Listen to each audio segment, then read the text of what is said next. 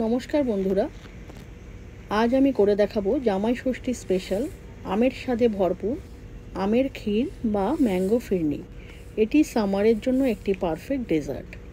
আমার মনে হয় এই গরমে আইসক্রিমের বদলে এই ডেজার্টটি আপনারা করে খেয়ে দেখতে পারেন। খুবই অপূর্ব হয় খেতে, আর সবাইকে সার্ভ করেও আনন্দ নিতে পারেন। ফিরনি বানানোর জন্য আমি এখানে 4টে পাকা দেখে আম নিয়ে নিয়েছি, গাছ পাকা হিমসাগর আম। এই 4টে আম আমার ফিরনি তৈরি করার জন্য কাজে লাগবে। এখানে এই বাটির হাফ বাটি বাসমতি চাল আমি আগে থেকে সোক করে রাখবো, সেজন্য আমি এই একটা বাটিতে নিয়ে নিলাম। চালটা আমি ভালো করে ওয়াশ করে নিয়েছি 3-4 বার।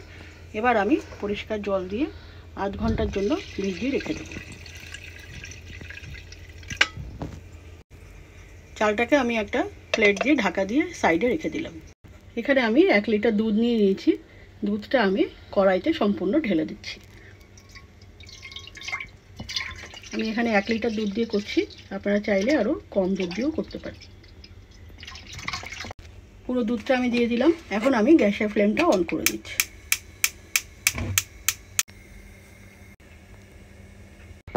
দুধটা আমি এখন একটু ভালো করে ফুটিয়ে নেব। পায়েসের জন্য আমাদের দুধ অনেকক্ষণ ধরে ফোটাতে হয়, ফুটিয়ে কম করে নিতে হয়। এটাতে সেইটা করতে হবে না, অল্প ফুটিয়ে নিলেই হবে। আমি কিছুক্ষণ দুধটা একটু ফুটিয়ে নেব।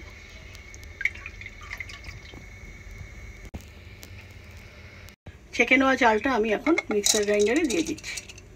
এটা আমি একটা স্মুথ ব্যাটার করব না, একটু দানা দানা থাকবে, এরকমভাবে একটা পেস্ট করে নেব। চালটাতে সামান্য আমি একটু জল দিয়ে দিচ্ছি গ্রাইন্ড করতে সুবিধার জন্য।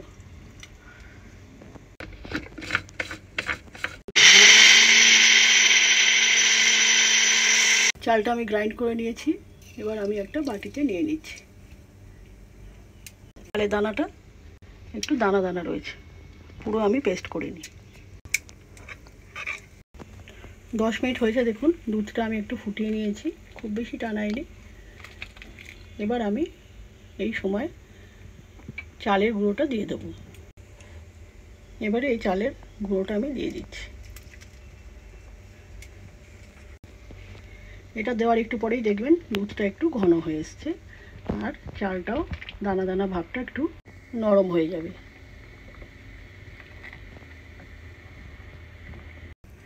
আমগুলোকে আমি 2-3 বার ভালো করে ধুয়ে নিয়েছি। আমগুলোকে এখন আমি ভালো করে ছাড়িয়ে নেব। ভালো করে খোসাটা আমের ছাড়িয়ে নিতে হবে, সেজন্য আমি একটা ছুরি দিয়ে আমের গায়ের খোসাগুলো সব ছাড়িয়ে নিচ্ছি। আপনারা চাইলে পিলারের সাহায্যেও করতে পারেন।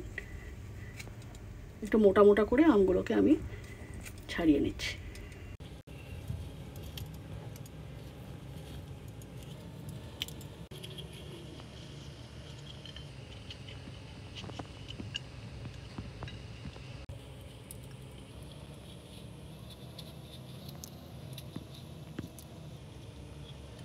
আমটাকে আমি এইভাবে পরিষ্কার করে ছাড়িয়ে নিয়েছি। এবার আমি পিস পিস করে কেটে নেব। এবারে আমটাকে আমি টুকরো করে কেটে নেব।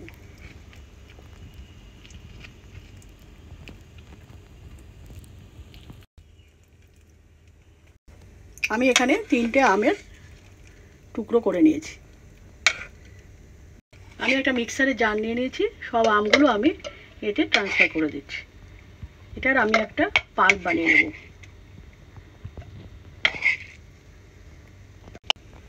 সমস্ত আমের টুকরোগুলো আমি এখানে দিয়ে দিচ্ছি। এবারে আমি একটা পেস্ট তৈরি করে নেব।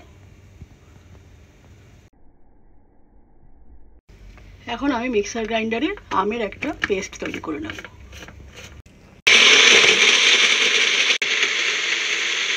ম্যাঙ্গো পাল্পটা আমার তৈরি হয়ে গেছে। এখন আমি একটা বাটিতে ট্রান্সফার করে নিচ্ছি। দেখুন ম্যাঙ্গো পাল্পটা আমি এইভাবে তৈরি করে নিয়েছি। এদিকে চালটা দেওয়ার পর আমার দেখুন বেশ গাঢ় হয়ে গেছে। এই পর্যায়ে আমি এখানে ম্যাঙ্গো পিউরিটা দিয়ে দেব। সম্পূর্ণ ম্যাঙ্গো পিউরিটা আমি এই দুধ আর চালের মধ্যে দিয়ে দিচ্ছি।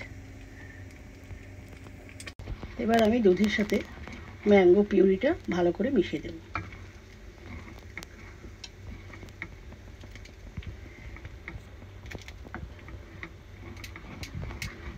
খুব ভালো করে মিশিয়ে দিতে হবে আমের সাথে, দুধের সাথে, আর এই চাল যেটা দিয়েছিলাম সেটার সাথে।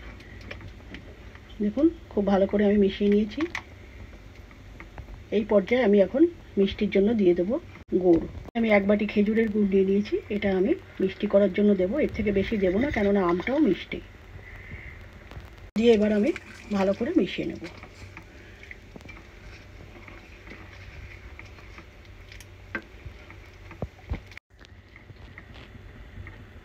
আমের সাথে খুব ভালো করে গুড়টা আমি মিশিয়ে দিয়েছি। দেখুন এইভাবে এরকম তৈরি হয়েছে আমার।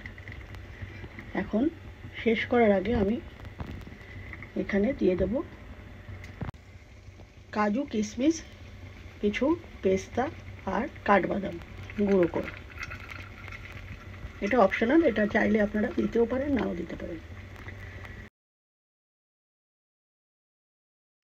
দেখুন বন্ধুরা, ম্যাঙ্গো ফিরনিটা আমার পুরোপুরি তৈরি হয়ে গেছে। এরকম কনসিস্টেন্সি থাকবে।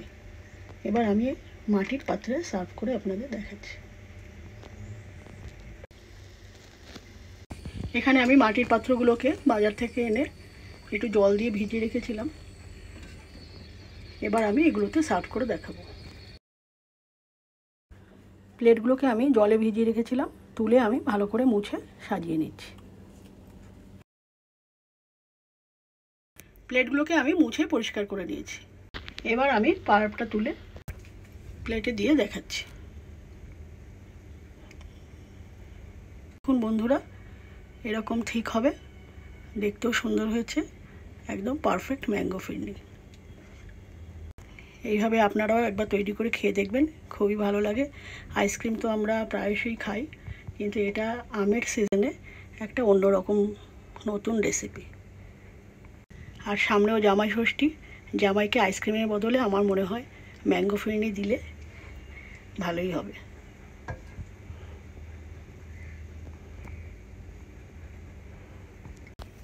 শেষে আমি কিছু পেস্তা কুচি করে নিয়েছি, এটা আমি ওপর দিয়ে সাজিয়ে দেখাবো। উপর দিয়ে সাজিয়ে দিচ্ছি, আপনারা ইচ্ছা মতন সাজাবেন।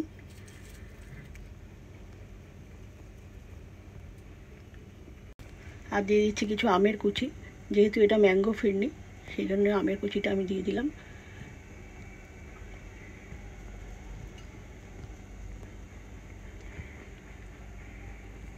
সাজানো আমার হয়ে গেছে। এবার ফিরনিটা সেট করার জন্য আমি এবার 2-3 ঘন্টা ফ্রিজে রেখে দেবো। 2-3 ঘন্টা পর ফিরনিটা আমি ফ্রিজ থেকে বের করেছি। দেখুন একদম পারফেক্ট সেট হয়ে গেছে পরিবেশন করার জন্য। এই প্রচণ্ড গরমে আপনারাও বানিয়ে নিন ঠান্ডা ঠান্ডা ম্যাঙ্গো ফিরনি। আশা করি আপনাদেরও খুব ভালো লাগবে। আর ভালো লাগলে আমার চ্যানেলটাকে লাইক, শেয়ার এবং সাবস্ক্রাইব করবেন।